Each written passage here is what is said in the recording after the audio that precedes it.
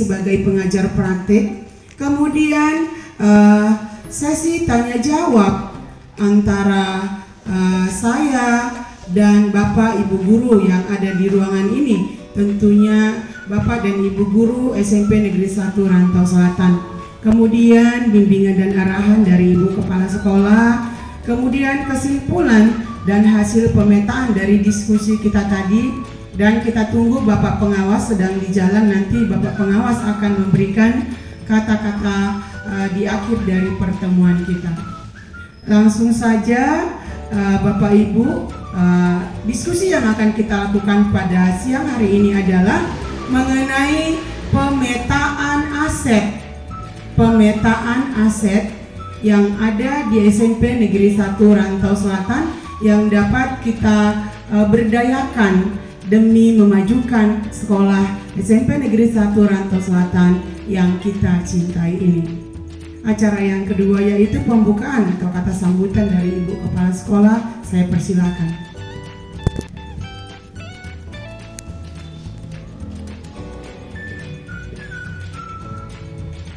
Assalamualaikum warahmatullahi wabarakatuh.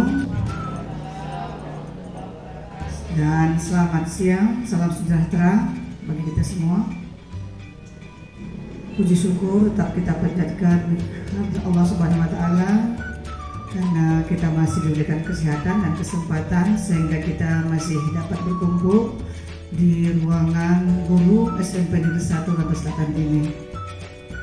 Serta yang seakidah dengan saya, mari kita senantiasa bersalawat.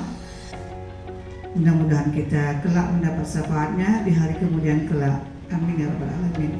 Yang saya hormati Bapak pengajar praktik, Bapak Dr. Julpan. Yang saya hormati Bapak dan Ibu guru yang telah sudi berhadir dalam acara yang dilaksanakan oleh CGP ya daripada Bapak Julpan. Yang saya sayangi tentunya anak-anak kami, tentunya dari kelas 7 saya lihat ini. Adapun acara kita pada siang hari ini adalah di mana diskusi pemetaan aset yang akan dilaksanakan oleh Ibu Teti Matanari sebagai CGP daripada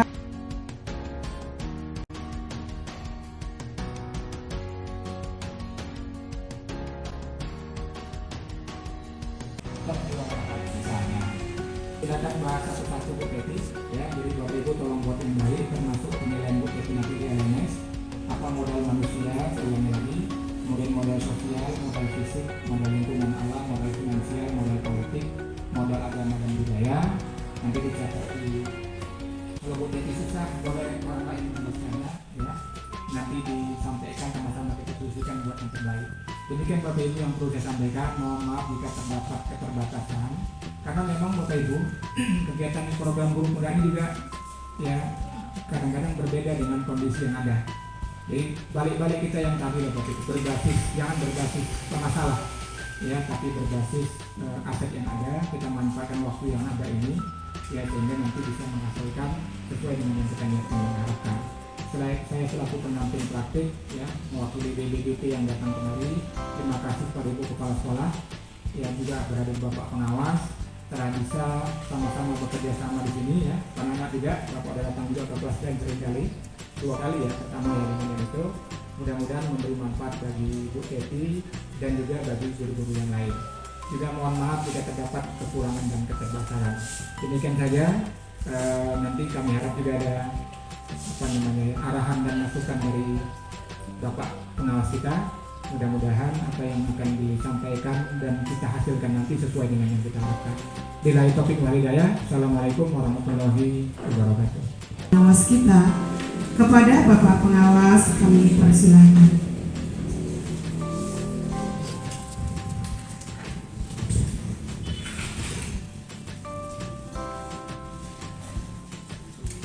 Bismillahirrahmanirrahim. Assalamualaikum warahmatullahi wabarakatuh. Dan selamat siang kepada kita semua. Ibu Kepala SMP Negeri 1 Rantau Selatan yang saya hormati beserta seluruh jajarannya.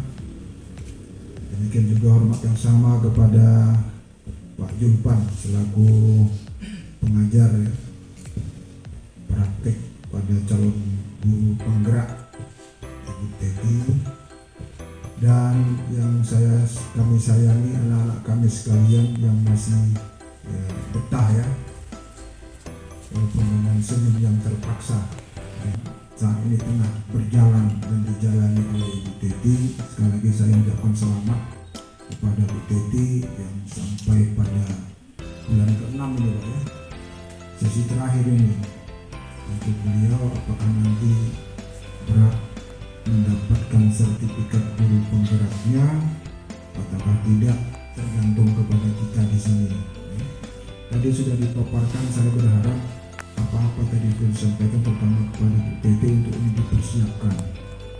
Seterusnya kepada ibu-ibu ya, terutama yang masih di bawah 50-an lah.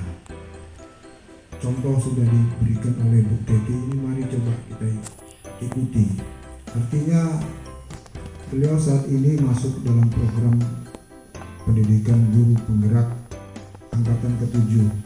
Kalau informasi saya dengar masih ada 5 angkatan atau 6 angkatan lagi Pak ya, sampai ke-13.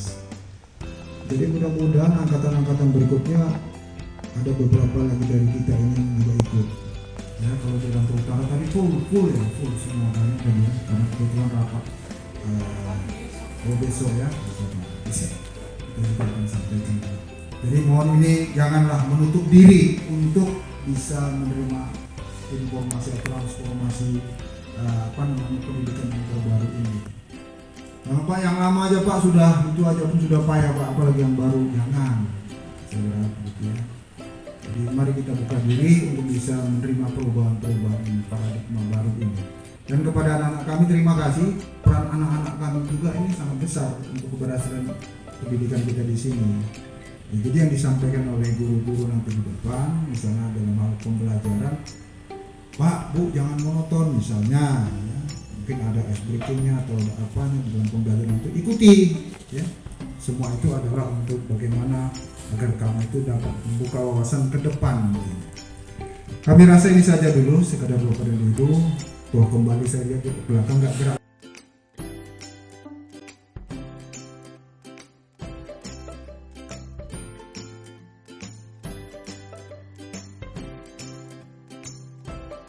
Kita, itu Bapak Ibu. Jadi tadi Bapak Ibu ada 7 modal atau 7 aset.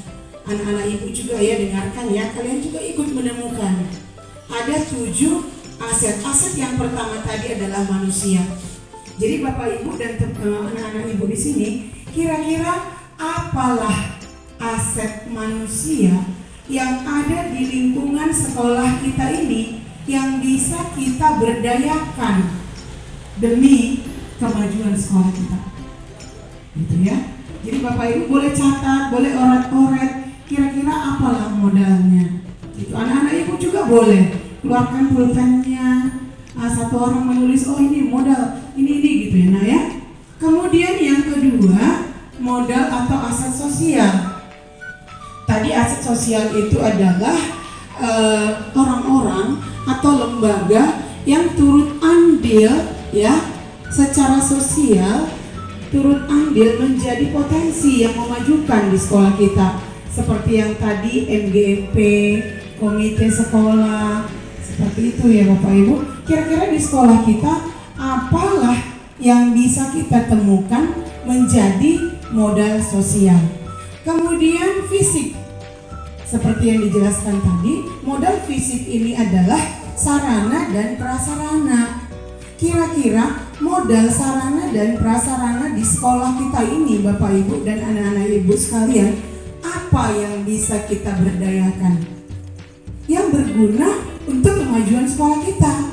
Mungkin kita bisa menggunakan laboratorium untuk belajar, kita bisa menggunakan perpustakaan untuk belajar. Itu modal fisik. Kemudian modal lingkungan atau alam.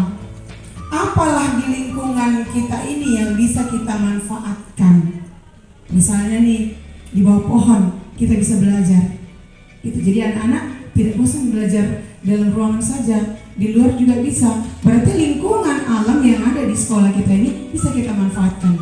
Misalnya di bawah pendopo. Nah, gitu, Bapak Ibu ya. Jadi dia kira-kira apa modal lingkungan atau alam yang bisa kita manfaatkan di sekolah kita. Kemudian Bapak Ibu yang kelima adalah modal finansial. Namanya sudah finansial, berarti ini adalah dukungan dana. Kira-kira Bapak Ibu apa yang bisa Bapak pikirkan di sekolah kita ini? Dana apa yang bisa kita gunakan untuk kemajuan sekolah kita? Kemudian yang keenam adalah politik. Ini Bapak Ibu adalah hubungan sekolah kita dengan pihak lain. Ini yang dikatakan oleh Bu apa tadi, Bu Cut, Kak Babinsa itu kemana? Nah, kita kerjasama dengan Babinsa. Semalam kita kerjasama dengan dokter dari Medan untuk pemeriksaan jantung sebanyak 200 anak. Inilah dia modal politik. Jadi kita hubungan kerjasama dengan pihak luar. Nah kira-kira Bapak Ibu yang bisa temukan apa lagi selain yang sudah kita lakukan baik selama ini? Yang terakhir adalah modal agama dan budaya. Kira-kira di sekolah kita ini modal agama dan budaya apa yang bisa potensinya kita gunakan untuk kemajuan kita? Begitu Bapak Ibu. Jadi kita mulai dari yang pertama. Bapak Ibu, yaitu modal manusia. Kira-kira apalah modal manusia yang bisa kita manfaatkan di sekolah kita ini?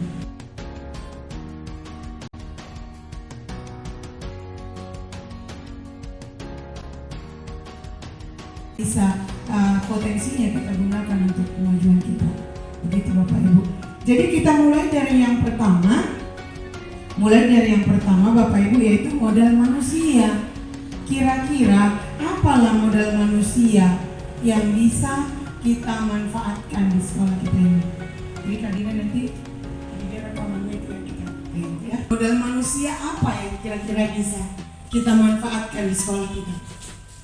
Sampai ya Bu ya.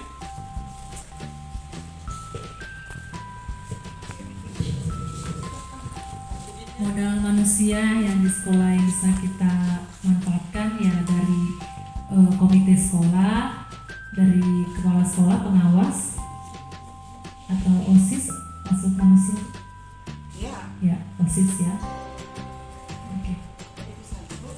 Sekolah, kepala sekolah, OSIS, gitu ya. Ibu murid-murid, guru, iya kan Ibu Dewi. Ada lagi kira-kira, mungkin Bu Harma, Bu apa? Bu Royani, ada lagi Bu Royani kira-kira modal manusia yang bisa kita manfaatkan di sekolah kita.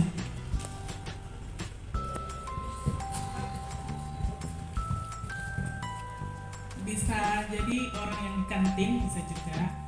Misalnya orang yang kantin kita paling. Misalnya itu. Kasih Bu. Apa tadi Bu Royani? Bu Royani Pak guru baru, jadi saya agak-agak susah menyebut namanya ya. Oke, jadi yang orang yang di kantin bisa kita manfaatkan sebenarnya ya. Ketika kita misalnya mengajar bidang IPS ya kan, jual beli. Jadi bagaimana caranya? Coba tukang kantin bawa menjadi apa gitu ya, memberi pencerahan. Oke Bapak Ibu, kira-kira Bu, apa ada lagi Harmayani? Ada lagi Bu Nita? Untuk modal manusia Bu Linda? Udah? Anak-anak Ibu ada lagi kira-kira modal manusia? Ada? Tiara? Sudah pas? Bu Yul ada lagi Bu Yul, manusia selain yang udah disebutkan teman-teman kita tadi.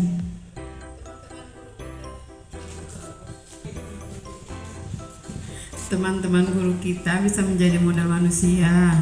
Misalnya dalam pembelajaran, kalau di pelajaran bahasa Indonesia itu ada pantun, bisa kita ajak, kita salurkan ke seni budaya, atau dalam pelajaran seni budaya itu bisa kita ngasih info ke tentang pantun ke mereka, sehingga pada hari-hari tertentu, hari Kamis atau hari Rabu bisa ditampilkan melalui guru bidang studinya. Terima kasih kepada Bu Yul. Berarti seperti guru-guru seperti Pak Panca ya kan Bu, Jadi ketika belajar pantun di kelas kita panggil Pak Panca, atau ada kegiatan seni kreasi yang hari Rabu dan Kamis kita panggil Pak Panca untuk melatih anak-anak berpantun begitu ya. Jadi modal manusianya adalah guru yang mempunyai kemampuan di bidang seni seperti Pak Panca. Ada lagi Bu Gultom? Kira-kira modal manusia? Bu Emma ada lagi? Oke, Bu Gultom ya. Modal dari anak bisa, misalnya anak kita ini pemenang lomba baca puisi, atau anak kita ini menang lomba menari, boleh juga kita jadikan aset ini.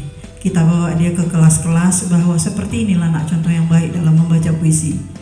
Atau juga dia misalnya berprestasi di bidang-bidang yang lain, ini juga menjadi sumber yang luar biasa bagi kita guru. Walaupun sebenarnya si anak ini adalah murid, tapi kan kejuaraan yang dia raih itu sudah satu jaminan bahwa dia memang memiliki potensi yang luar biasa. Selain itu aset ini bisa juga jadi motivasi bagi teman-temannya. Dia hebat seperti itu. Nah, jadi kalau kita paksakan kita gurunya harus kita yang terbaik, bisa jadi tidak ya kan? Karena kemampuan kita itu berbeda-beda. Ada yang jago menulis belum tentu dia pandai berpuisi dan sebagainya seperti itu. Bisa jadi anak lebih unggul ketimbang kita. Jadi saya pikir aset berupa anak didik ini tidak bisa disepelekan. Mereka juga memiliki bakat-bakat yang luar biasa. Saya pikir begitu. Terima kasih kepada Bu Gultom, benar sekali ya. Jadi peserta didik sebenarnya aset yang paling utama ya ibu-ibu ya, yang tidak bisa kita sepelekan. Dengar itu ya nak ya. Jadi kalau kalian punya kemampuan misalnya membaca puisi, juara O2SN, jadi anak-anak ini kita bawa atau mungkin di lapangan, di kelas untuk memberi motivasi kepada anak-anak kita yang lain. Oke, saya kira mengenai modal manusia ya sudah dapat kita tuh. Tua siswa kami Ibu Fahria, bagaimana perasaan Bu Fahria setelah tadi kita melakukan acara diskusi pemetaan aset? Kepada Ibu saya persilakan. Terima kasih kepada Bapak Pengawas dan Ibu Kepala Sekolah SMP Negeri 1 Rantau Selatan.